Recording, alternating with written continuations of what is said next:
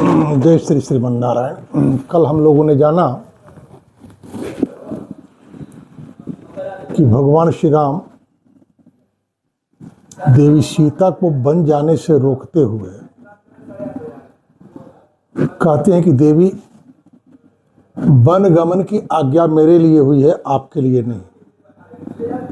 ऐसी स्थिति में आपको वन जाने का विचार नहीं करना चाहिए। श्री राम के इन वाक्यों का खंडन करते हुए देवी सीता कहें कि भर्तुर्भाग्यम तो नारी एका प्राप्नोति पुरुषर्षभा अतश्चैवा हमादिष्टा बने वास्तव्यम इत्यपि। हे आर्यपुत्र, संसार के जितने भी संबंध हैं सबके सब अपने अपने कर्मों का भोग भोगते हैं। एकमात्र पत्नी ही होती है जो पति के भाग्य की सहभोगिनी होती है। ऐसी स्थिति में यदि आपके लिए वन जाने की आज्ञा हुई है तो स्वाभाविक रूप से मेरे लिए भी हो गई। अलग से आज्ञा देने की आवश्यकता नहीं है। न पिता नात्मजो वात्मा न माता न सखी जनः यह प्रेत्य न च नारीणाम पतिरेको गति सदा। संसार में स्त्री के लिए एकमात्र पति ही आश्रय होता है, उसकी गति होता है। पिता, पुत्र, माता, सुहृद, यहां तक कि कहती है वह आत्मा भी सहायक नहीं होता। माता, पिता, पुत्र, सुहृद तो सहायक होते नहीं, आत्मा भी सहायक नहीं होता। एकमात्र पति ही होता है। क्यों? आत्मा क्यों नहीं होता? यही तो बात समझने की है। सनातन धर्म के ब्रह्म विवाह पद्धति में शरीर के मिलन को विवाह नहीं कहते, आत्मा के मिलन को विवाह कहते हैं। यही कारण है कि सिंदूरदान के साथ ही कोई पति और पत्नी नहीं होता, बल्कि चतुर्थी क्रम में जब पति यह कहता है कि मैं अपने मन को आपके मन से, अपने प्राण को आपके प्राण से, अपनी मज्जा को आपके मज्जा से, अपनी हड्डी को आपकी हड्डी से एकाकार करूँगा, और जब एकाकार हो जाएगा तो आप मेरी पत्नी होंगी। फिर आपका उपहास करने वाला चाहे मेरा कोई कितना भी सुहृद हो, आत्मीय हो, मेरे लिए परम शत्रु होगा। यही कारण है कि जो राम यह सम्यक प्रकार से जानते हैं कि ब्राह्मण कदापि बद्ध नहीं होता, फिर भी महर्षि पुलस्त्य के वंश परंपरा में जन्म लिए रावण का वध करने को उद्यत होते हैं, क्योंकि उसने सीता का उपहास किया है।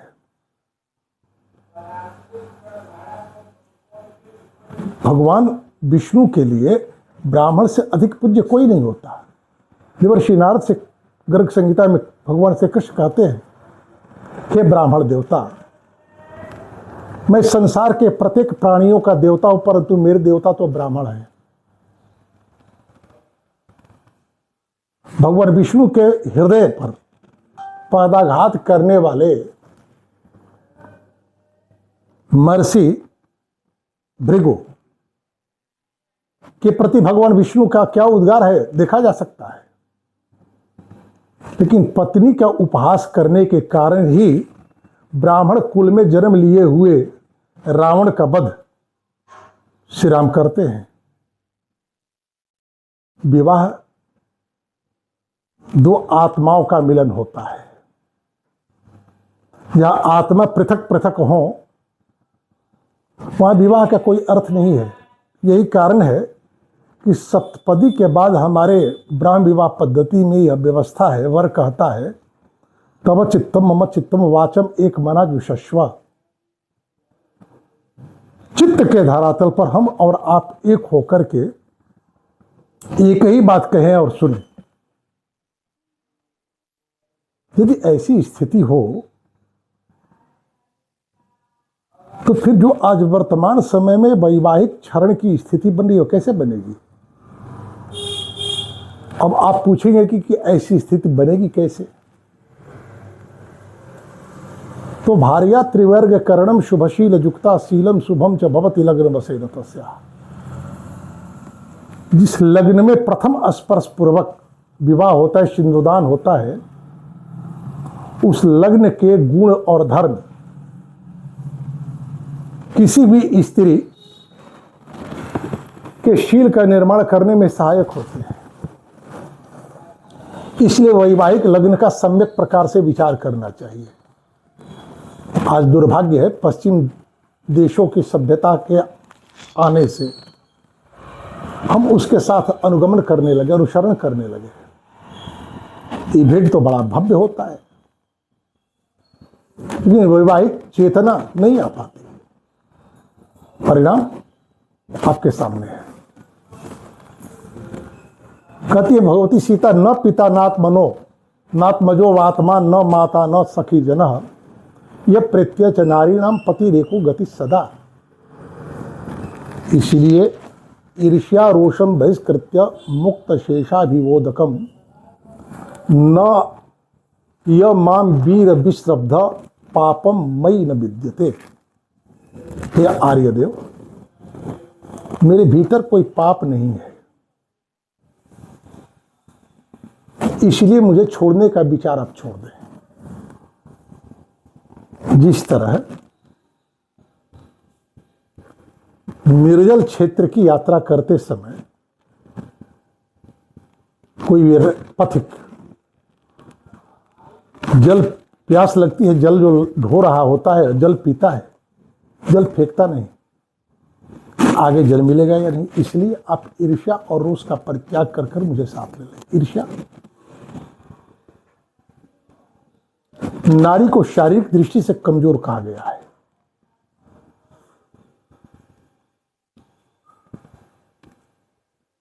विवाह में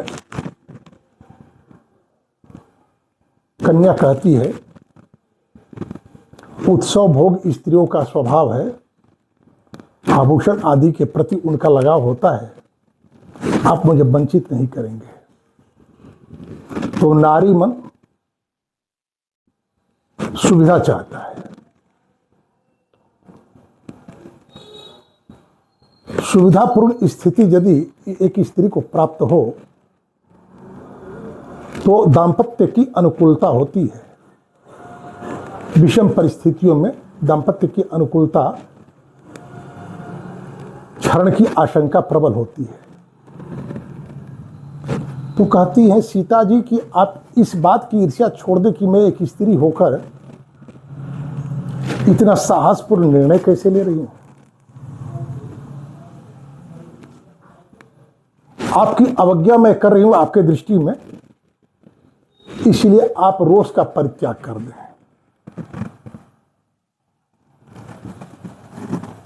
जिस जातक के जन्म कुंडली के सप्तम भाव के स्वामी चतुर्थ भाव में होते हैं, उसकी पत्नी स्वेच्छाचारिणी होती है।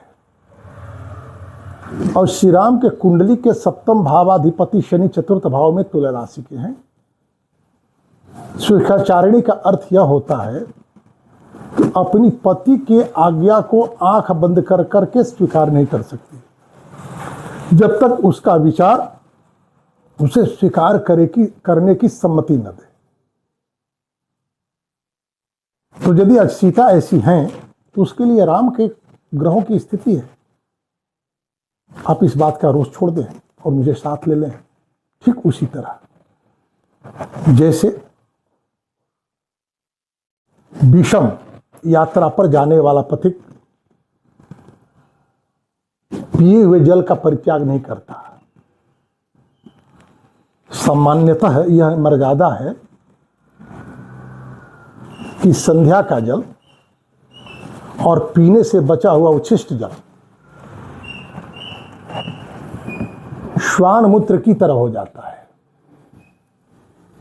उसका पुनः प्रयोग नहीं करना चाहिए। आतुर काले मर्यादा नास्ति। ये सामान्य धर्म है, आतुर धर्म नहीं है। आतुर धर्म यह है कि आने वाले समय में जल की आवश्यकता होगी, वहां जल मिलेगा या नहीं, इसलिए इस जल को साथ ले लिया जाए। कहती हैं सीता जी, अनुशिष्टास्मि मात्रा च पित्रा च विधाश्रयम नास्मि संप्रति वक्तव्या वर्तितव्यम यथा मया। आप जो मुझे शिक्षा दे रहे हैं कि अयोध्या में रहकर भरत के भावनाओं के अनुकूल होकर उनकी सेवा मुझे करनी चाहिए, ऐसी शिक्षा आप नहीं दे तो अच्छा है। क्योंकि जनकपुर में मेरी माता और मेरे पिता के द्वारा संबंध विज्ञान की सम्यक प्रकार से शिक्षा दी गई है। अब अलग से शिक्षा देने की आपको आवश्यकता नहीं है। आप अयोध्या रहने की कहते हैं, मैं तो कहती स्वर्गे पीछा बिना वासो भविता यदि राघव। हे राघव, आपसे दूर रहकर मुझे स्वर्ग में रहने का अवसर मिले तो मैं स्वर्ग की उपेक्षा कर दूंगी। तोया बिना नर व्याघ्र ना हम तदपि रोचे। नहीं, मुझे स्वर्ग नहीं चाहिए, मुझे आपका साहचर्य चाहिए। सीता के इन वाक्यों को सुनने के बाद पुनः सीता को समझाने का प्रयत्न करते हुए भगवान श्री राम कहते हैं, सीते यथा त्वया वक्ष्यामि तथा कार्यम त्वया बले बने दोषा ही बहवो वस्तस्तान निबोध में।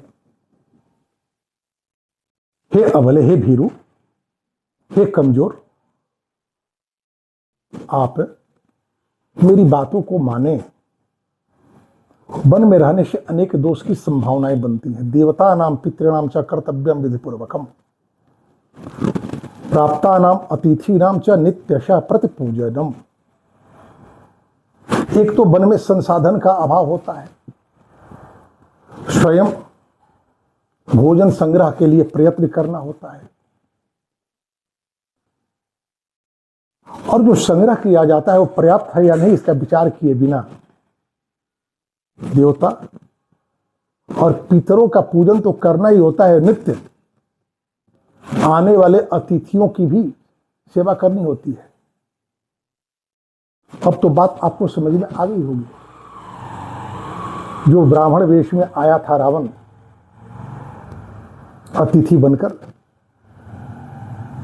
उसे देवी सीता अपने पर्णशाला में सत्कार क्यों कर रही हैं? पति की आज्ञा है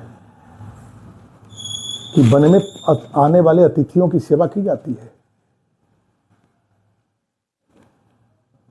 इसलिए आप वन में ना ही चलें तो अच्छा है।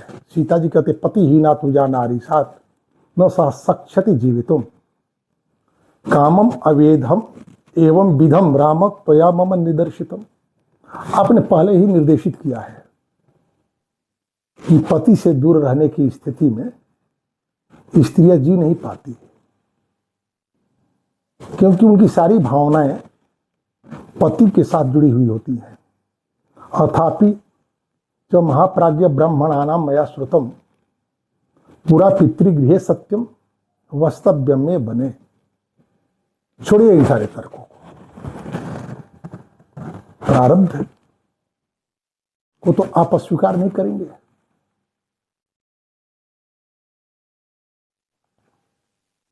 लक्ष्मण और मां कौशल्या को समझाते हुए भगवान श्री राम बार बार ये कह रहे हैं कि यदि किसी का कोई कार्य का कारण न जान पड़े तो उस कार्य के पीछे दैव का योग होता है, दैव संयोजना होती है। तो प्रारब्ध की बात बतलाते हुए कहती है कि जब मैं अपने पिता के घर में थी तो विद्वान ब्राह्मणों के द्वारा यह मुझे ज्ञात है कि मुझे वन में रहना होगा। वनवासी ही जानामि दुखानि बहु था किला। आप जो कह रहे हैं वन में अनेक कष्ट हैं, मैं भी मानती हूं, लेकिन सबके लिए नहीं। प्राप्यन्ते नियतम वीर पुरुष अकृत आत्मा भी, जो अकृत आत्मा है अतृप्त आत्मा है, जो संसार के विषयों को देखकर चंचल हो जाता है, उसके लिए वनवास भले ही दुखद हो, लेकिन मेरे लिए नहीं, क्योंकि मेरी कोई इच्छा ही नहीं है।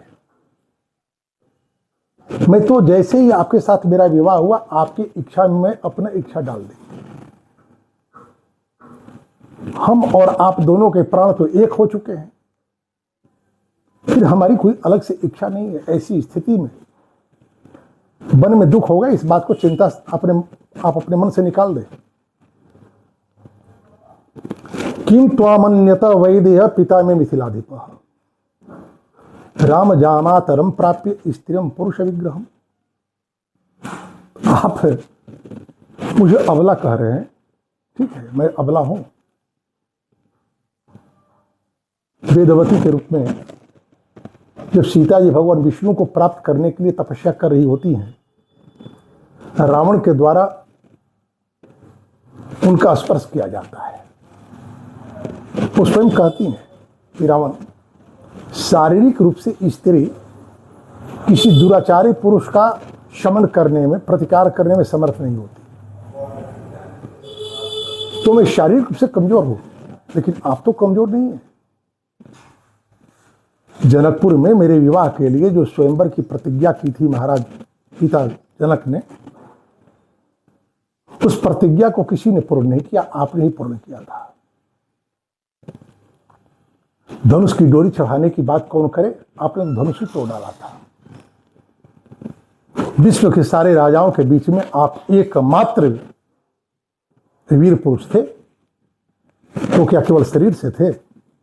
महाराज जनक ने आपको वीर के रूप में जब माता स्वीकार किया, तो क्या शारीरिक रूप से ही आप वीर थे, योद्धा थे? स्त्री का हृदय आपने पाया है क्या?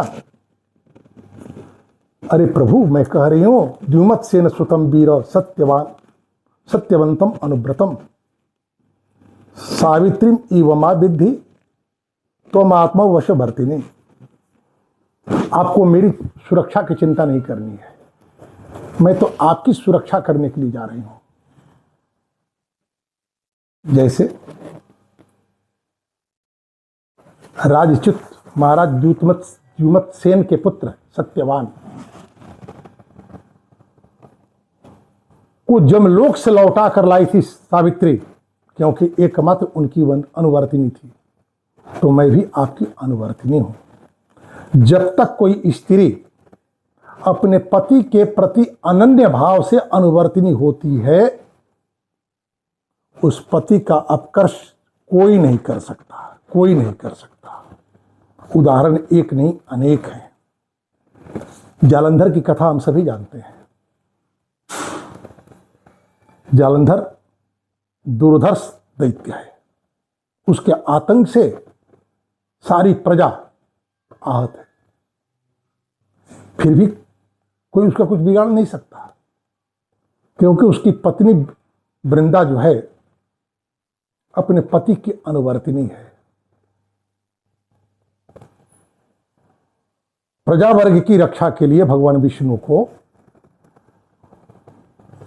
वृंदा के विचारों को, वृंदा के हृदय को जालंधर से दूर करना पड़ा। जैसे ही कोई स्त्री अपने पति के साथ अपने आत्मिक संबंध, अपने वैचारिक संबंधों को अलग करती है, तभी पति के जीवन पर संकट के बादल छाते हैं। इसलिए आपको चिंता करने की आवश्यकता नहीं है। आज इसी सतवाणी को विराम, शेष चर्चा कल। जय श्री मन्नारायण।